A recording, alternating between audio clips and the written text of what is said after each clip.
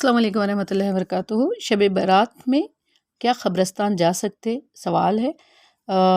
ہاں، مرد حضرات تو شب برات نہیں، ہر دن ہر رات کبھی بھی جب دل چاہے وہ قبرستان جا سکتے، مگر جو مخصوص شب برات کے دن جانے کی جو آپ سوال پوچھے، خاص مخصوص شب برات کو جانے کا، تو ایسا کوئی حدیث سے ثابت نہیں ہے کہ شب برات کی رات آپ جائیں 15 کو اور پھر اس طرح سے وہاں بیٹھیں، وہاں خل پڑھیں، فاتحہ پڑھیں، عبادت کریں اور مغفرت کی دعا کریں۔ یہ سارا ایک جو چلائے ہوا ہے، ایک بدعت ہے، اس سے بچنے کی ضرورت ہے۔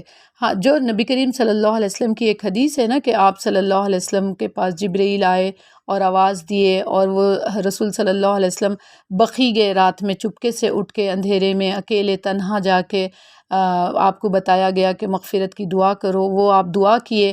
وہ حدیث کے پورے یہ جو الفاظ ہیں نا، اس میں کہیں بھی آپ کو ڈیٹ ایگزیکٹ نہیں ملتی کہ یہ شب برات والا رات تھی یا 15 شعبان تھی۔ اس طرح نبی کریم صلی اللہ علیہ وسلم وہی دن گئے۔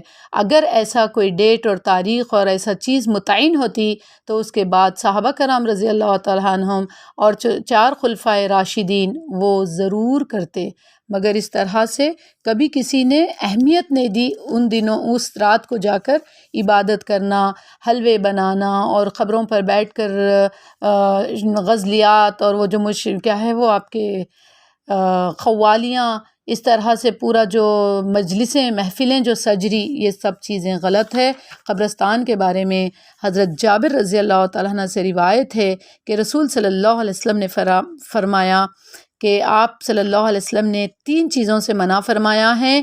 پہلی چیز قبر کو پختہ بنانا، قبروں کو پختہ نہ کیا جائے، اور دوسری چیز قبر پر بیٹھا جائے، یعنی قبر پر اننیسیسری بیٹھ کر جماعت بنا کر اور اس طرح سے گروپ بنا کر بیٹھنا، اس پر سلام پڑھنا، ان سے رو کر فریاد کرنا، ان سے مانگنا، ان پر پھول اور چادر چڑھانا، اس طرح سے قبر پر مجاور کی طرح بیٹھ جانا یہ منع ہے، قبر پر بیٹھنا منع ہے۔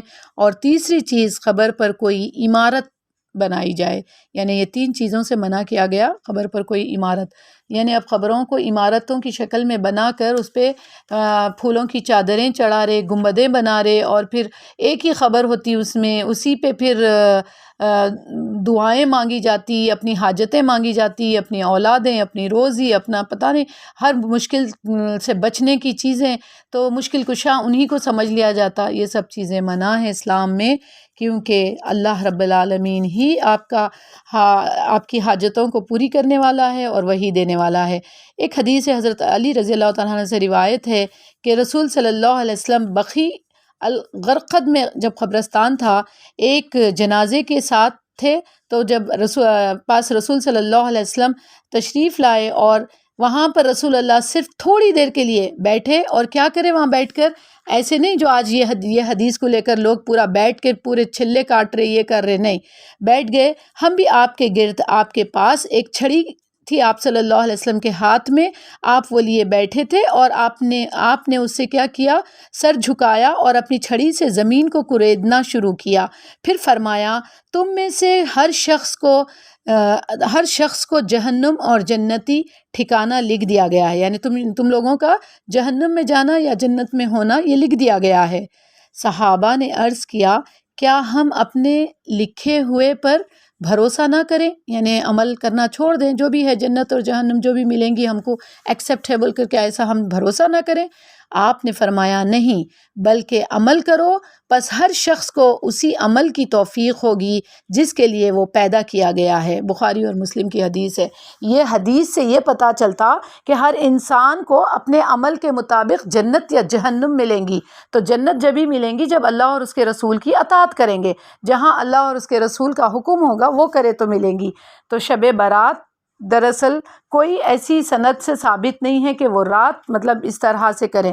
ہاں، اس کی فضیلت شب برات جو مہینے میں لوگ مقرر کیے ہیں، اس کی فضیلت یہ ہے کہ نبی کریم صلی اللہ علیہ وسلم کثرت سے اس مہینے میں روزہ رکھتے تھے، تلاوت کرتے تھے، اور شعبان کے بارے میں آپ کی ایک صحیح جو حدیث ہے وہ یہ ہے کہ اللہ تعالیٰ شعبان کی 15 تاریخ کو اپنی مخلوق کے اوپر ایک نظر رحمت ڈالتے، اور پھر مشرک اور کینہ پرور کو چھوڑ کر، یعنی دو ٹائپ کے لوگوں کو چھوڑ دیتے اللہ تعالیٰ، مشرک اور کینہ جن کے دلوں میں رہتا چھوڑ دیتے، اور باقی سب کی بخشش اور معافی کر دیتے۔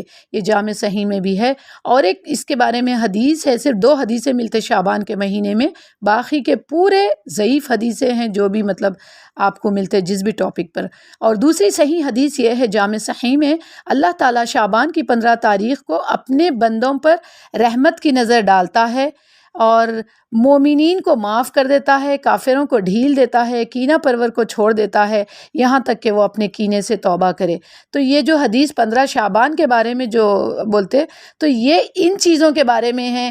کہیں بھی ان حدیثوں سے یہ پتہ نہیں چلتا کہ قبرستان جایا جائے، نہایا جائے، دھویا جائے، نئے کپڑے پہنے، حلوے بتاسے بانٹے، یہ ساری چیزیں نا اسلام سے بے بنیاد ہے۔ اور قبرستانوں میں جو میلے لگاتے، چھلے ڈالتے اور چاکنا، پاپڑ، پھول پوری، جھولے، پھول چادر چڑھانا، دھوئیں، خوشبو، یہ سب چیزیں منع ہیں اور یہ چیزیں اسلام سے ہٹ کے ہے۔ اللہ سبحانہ و تعالیٰ سے دعا ہے کہ اللہ تعالیٰ ہم سب کو صحیح توفیق عطا فرمائے۔